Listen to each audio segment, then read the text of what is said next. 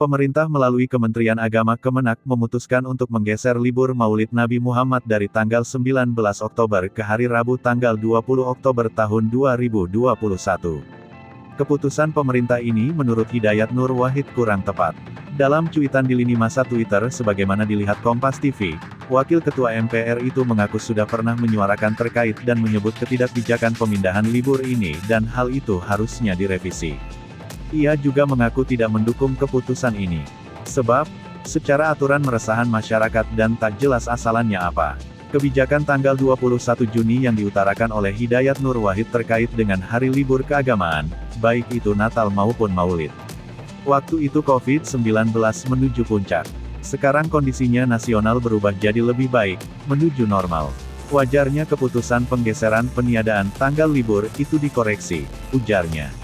Perubahan tentang penggeseran hari libur ini tertuang dalam keputusan bersama Menaker, dan Menpan RB nomor 712, 1, dan 3 tahun 2021 tentang perubahan kedua atas keputusan bersama Menaker, Menpan dan RB nomor 642, 4, dan 4 tahun 2020 tentang hari libur nasional dan cuti bersama.